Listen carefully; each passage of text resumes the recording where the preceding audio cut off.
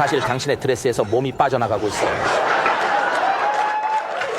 심야 TV는 정말 잊을 수 없는 순간들을 우리에게 주었습니다. 어떤 것은 웃기고 어떤 것은 어색하며 어떤 것은 너무 기이해서 눈을 뗄 수가 없었습니다. 예, 저게 당신이 입고 있는 반바지인가요? 네, 저는 반바지를 입고 있어요. 나도 눈치챘어. 매기 그레이스와 크레이그 퍼거슨의 고통스럽도록 어색한 대화에서부터 마돈나의 혼란스러운 데이비드 레터맨 인터뷰까지 볼륨을 즉시 줄여. 그녀를 막을 수 없어. 심야 텔레비전은 항상 예측 불가능한 순간들의 보고였지만 거기서 멈추지 않습니다. 모두가 화면에 눈을 떼지 못하게 만들었던 가장 놀라운 심야 순간들에 대해 알아봅시다. 매기 그레이스. 일부 심야 인터뷰는 너무 어색하고 민망해서 눈을 떼고 싶어도 그럴 수 없는 경우가 있습니다. 매기 그레이스가 크레이그 퍼거슨과 함께한 인터뷰가 예상치 못한 어색한 방향으로 흘러갔을 때 그런 일이 발생했습니다. 안녕하세요, 매기. 아주 멋지세요. 말씀드려도 될까요? 데뷔 정신익 작업으로 GMI를 지원한 크레이그가 매기의 다리에 너무 집착하면서 상황이 변했습니다. 그는 그것에 대해 언급했습니다. During the Drake's year였어. 아, 그렇죠. 그렇죠. 그들은 저를 정말 처음에는 가벼운 농담처럼 느껴졌지만 그는 계속해서 말을 이어갔습니다. 매기는 예의상 웃으며 가볍게 대답했지만 대화가 끝나기를 기다리는 것이 보였습니다. 그러나 크레이그는 아직 끝나지 않았습니다. 그는 계속해서 그 이야기를 꺼냈고 마치 반복 재생 버튼이 눌린 것처럼 보였습니다. 그거 입고 있는 반바지인가요? 네, 저는 반바지를 입고 있어요. 나도 봤어. 카리 우허러. 다음 심야 순간은 높은 에너지와 선의가 항상 매끄러운 인터뷰를 만들지는 않는다는 것을 증명했습니다. 1997년 배우 겸 가수 카리 우허가 새로운 앨범 홍보를 위해 코난 오브라이언과의 심야쇼에 출연했습니다. 카리 워러를 환영합니다. 카리가 다른 게스트에 대해 부정적으로 들릴 수 있는 말을 하면서 어색함이 초기에 시작됩니다. 그녀는 빨리 말을 취소하려고 하지만 그 순간 어색한 순간을 이미 만들어버렸습니다. 은퇴하시나요? 실례합니다. 농담이에요. 저는 그를 정말로 사랑해요. 그런 진짜로요. 다음 그녀가 비행기에서 코난에 대한 꿈을 이야기하기 시작하면서 대화는 이상한 방향으로 전개되지만 코난은 쇼를 잘 이끌어가려고 합니다. 약간 긴장했어요. 왜냐하면 가장 기묘한 순간은 그녀가 갑자기 코난의 팔을 무는 순간입니다. 그는 웃으며 그녀를 더 자주 모욕해야 할지 모른다고 농담하지만 그 농담은 완전히 부적절했습니다. 더 자주 모욕해야겠어. 이건 정말 가까운 거리네요. 끝날 무렵 코난은 인터뷰가 엉망이었다는 것을 압니다. 그것을 고치려 하기보다는 그냥 웃어넘기며 이는 전형적인 TV는 아니었지만 확실히 뭔가였다고 농담합니다. 텔레비전은 아닐지 몰라도 확실히 흥미진진한 텔레비전이었어요. 다코타 존슨. 다음 심야의 난감한 순간은 심지어 가벼운 대화도 잘못된 가정 때문에 어색해질 수 있음을 보여줍니다. 2022년 다코타 존슨은 엘렌 드제너러스와 가벼운 이야기를 나누기 위해 자리에 앉았지만 대신 그 쇼는 일련의 불편한 순간들로 변했습니다. 다코타 만나서 반가워요. 만나서 좋다. 멋져 보이네요. 엘렌이 다코타의 옷차림에 대해 농담하며 담요를 건넬 때부터 상황은 약간 이상하게 시작됩니다. 이것은 웃기기 위한 것이었지만 다코타의 반응은 그녀가 그다지 즐기지 않았음을 보여줍니다. 그 전에 담요나 뭐 필요한 거 있어요? 미안해요. 그 후 정말 어색한 순간이 옵니다. 엘렌이 임신 소문을 사실인 것처럼 아무렇지 않게 꺼내자 다코타는 재빨리 그 소문을 부인합니다. 그러면서 그 모든 것이 그녀의 생일 파티에서 분홍색과 파란색 풍선 때문에 시작된 것이라고 설명합니다. 분홍색과 파란색이었어요. 그래서 임신했어요. 다른 주제로 넘어가려는 시도로 엘렌이 파티에 대해 묻지만 상황은 더 악화됩니다. 엘렌이 자신이 초대받지 않았다고 하자 다코타는 즉시 그녀를 바로잡고 사실 초대받았었다고 상기시킵니다. 딸 파티에서 나는 너를 내 파티에 초대했고 너는 내 파티에 왔잖아. 나는 그냥 말하는 거야. 네. 다코타 다른 클립. 바이럴된 엘렌 순간 이후 다코타는 지미 펄론이 진행하는 더 투나잇 쇼에 출연했는데 여기서도 또 한 번 예기치 않게 불편한 상황이 전개되었습니다. 지미는 다코타의 상징적인 치아, 틈새의 사라짐을 극적으로 반응하며 이를 국가적 위기로 보이도록 만들었습니다.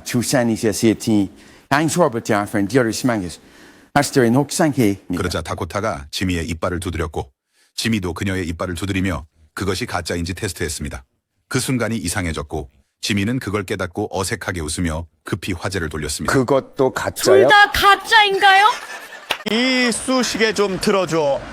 마돈나. 반면에 어떤 인터뷰는 모든 잘못된 이유로 잊을 수 없는데 이 인터뷰가 그 완벽한 예였습니다.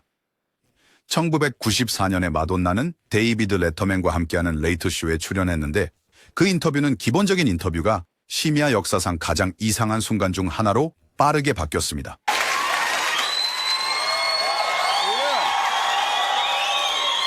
레터맨이 마돈나가 관객 중 한 남자에게 키스했다고 농담하면서 상황이 바로 이상해집니다. 그녀는 장단을 맞추지 않고 그에 대해 이야기할 기분이 아니라며 빈정대며 화제를 차단합니다. 청중은 그 상황에서 웃어야 할지 놀라야 할지 혼란스러워했습니다. 관중석에서 남자에게 키스했어요. 그를 기절시킬 것 같아요. 이마에처럼요. 대화가 계속되면서 마돈나는 랜덤하게 자신의 속옷 한 쌍을 레터맨에게 건넵니다. 그는 명백히 당황했고 어색하게 농담을 시도합니다. 그가 어떻게 반응해야 할지 몰랐고 심지어 관중들도 같은 상태였습니다.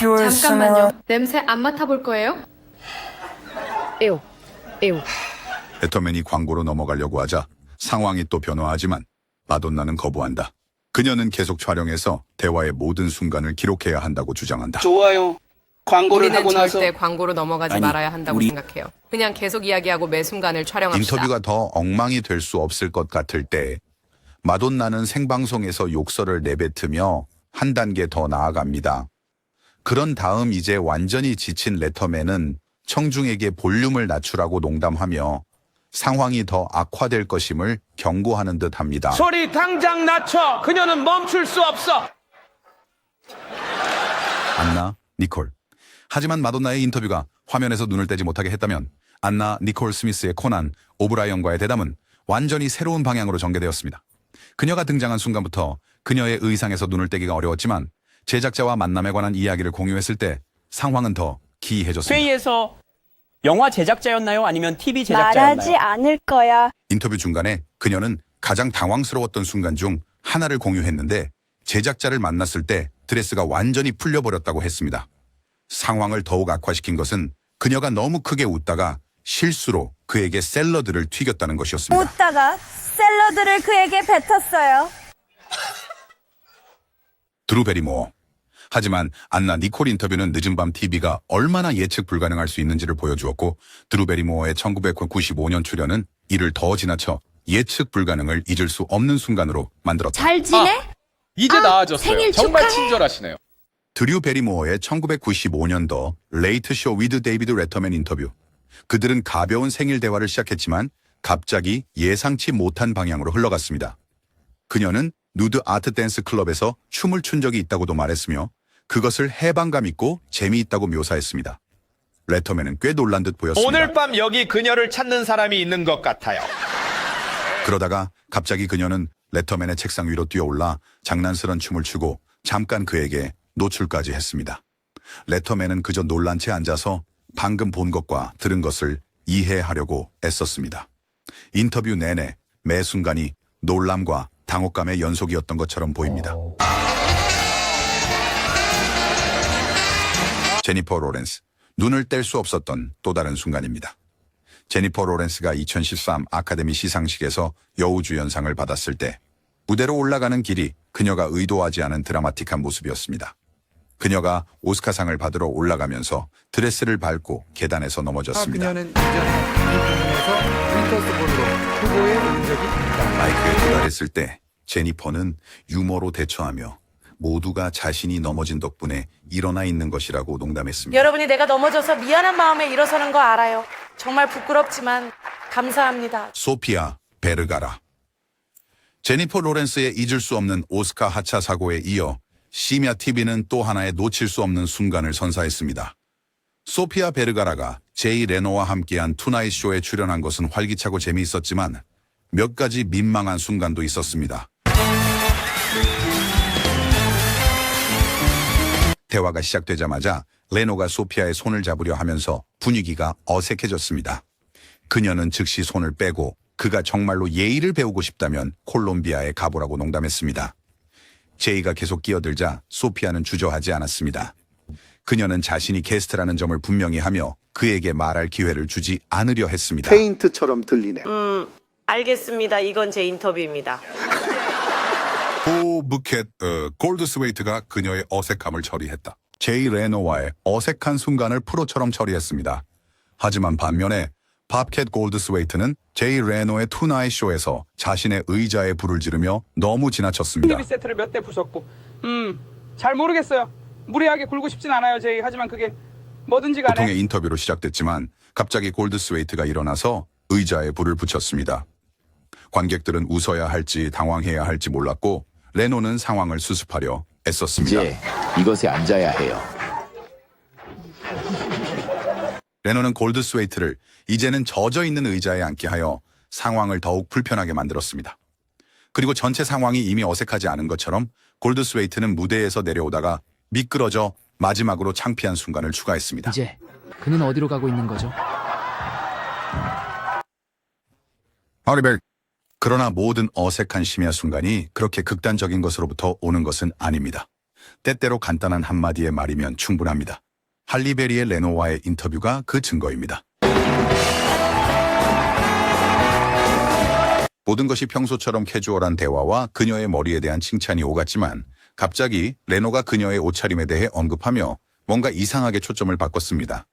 할리는 항상 침착하게 웃어 넘겼지만 잠시 그녀는 그 발언에 당황한 듯 보였습니다. 사실 드레스에서 빠져나오고 있어요. 오브리 플라자. 다른 한편으로 오브리 플라자는 코난 오브라이언과의 인터뷰 전체를 아름답게 민망한 경험으로 만들었습니다. 인터뷰는 코난이 그녀의 드레스를 칭찬하면서 시작되었지만 그녀는 보통의 예의 있는 대답 대신 평탄하고 무관심한 반응을 보였습니다. 그리고 나서 상황은 더욱 이상해졌습니다. 정말 멋져 보여요. 감사합니다. 정말 그래. 멋지게 보여. 정말 아름다운 드레스. 오래된 거요. 인터뷰 중에 그녀는 마치 아무렇지 않은 일인 것처럼 한 번은 그녀의 모든 전일을 엄마 속옷 서랍에서 찾았다고 무심코 언급했습니다. 코난은 잠깐 멈춰서 분명히 방금 들은 것을 처리하려고 애썼습니다. 뭐라고? 진짜로? 그녀가 네 어린 시절 이빨을 모두 보관하고 그리고 그것들을 그녀의 속옷 서랍에 넣어뒀다고? 제이슨 모모아. 다음 게스트인 제이슨 모모아는 완전히 반대였습니다. 대담하고 예측 불가능하며 결코 눈을 뗄 수 없는 사람이었습니다. 그는 슬럼버랜드 영화 의상을 입고 편하게 기네스를 들고 지미 키멜 라이브에 등장한 순간부터 쇼를 펼치러 온 것이었습니다. 이거는 거의 영화 속 의상 같은데요. 네, 저는 이 캐릭터를 정말 좋아해요. 인터뷰는 제이슨의 대담한 의상 선택에 즐거워하던 지미가 농담으로 지금 옷 아래에 마로를 입고 있는지 물으며 더욱 난처한 상황으로 발전했다. 그리고 지미가 그저 농담인 줄 알았을 때 제이슨은 인터뷰 도중 일어나 바지를 내리고 그 아래 전통 하와이 원주민의 로잉클로스인 마로를 입고 있음을 드러냈다. 관중은 충격에 빠졌습니다. 지미는 잠시 반은 충격받고 반은 감명받은 것처럼 보였지만 그의 자신감 넘치는 태도로 그 순간을 지배했습니다. 제이슨 모모아가 여기 있어요.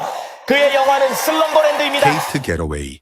같은 맥락에서 케이트 게러웨이의 옷장 실수는 눈을 뗄 수 없게 만들었습니다. 마지막 순간의 복장 변화로 사고가 시작되었습니다. 그녀는 원래 줄무늬 상의를 입고 있었지만 방송 직전에 제작진이 그 옷이 카메라에 문제를 일으키며 이상한 효과를 만드는 것을 발견했습니다. 대기실로 돌아갈 시간이 없어 그녀는 무대 뒤에서 바로 상의를 바꿔야 했습니다. 약간 당황했었어요. 줄무늬 상의를 입고 있었는데 텔레비전에서는 스트로빙 효과가 있었어요. 하지만 새 옷도 문제를 가지고 있었습니다. 쇼 내내 그녀는 계속해서 옷을 조정하고 천을 당기며 모든 것이 제자리에 있도록 확인했습니다. 더 고치려고 할수록 더욱 눈에 띄게 되었습니다. 이 의상 문제는 그녀를 계속 불편하게 만들었습니다. 네, 그는 꽤 트라우마를 받은 것 같고 저는 옷을 다 입지 않았지만 괜찮을 거예요. 메잉 미나즈. 이 마지막 유명인은 완전히 다른 이유로 무시할 수 없는 순간을 가졌습니다. 니키 미나즈를 환영해 주세요. 니키 미나즈가 엘렌 디제너러스 쇼에 등장했을 때 처음으로 주목을 받은 것은 그녀의 음악이나 새 향수가 아니었다. 그녀의 의상이었다. 그녀는 단추 하나로만 잠근 재킷을 입고 있었고 엘렌은 물론 그것에 대한 언급을 피할 수 없었다. 니키는 엘렌이 무슨 말을 할 줄 알고 시작하지 말라고 장난스럽게 경고했으나 물론 엘렌은 계속해서 도발적인 의상에 대해 놀리고 심지어 농담으로 브래지어를 주려 했다. 그때 니키는 브래지어가 불편하고 불필요하다고 여겨서 절대 착용하지 않는다고 가볍게 말했다. 불안은 악마와 같다. 네, 그것들은 편하지 않아요. 어색한 침묵부터 예상치 못한 폭발적인 발언까지 이러한 인터뷰는 우리를 화면에 붙잡아 두었습니다. 잠시 동안 어떤 순간을 가장 외면하기 어려웠나요? 댓글 섹션에 꼭 알려주고 더 많은 민망한 순간들을 위해 좋아요, 공유, 구독을 꼭 해주세요. 감사합니다.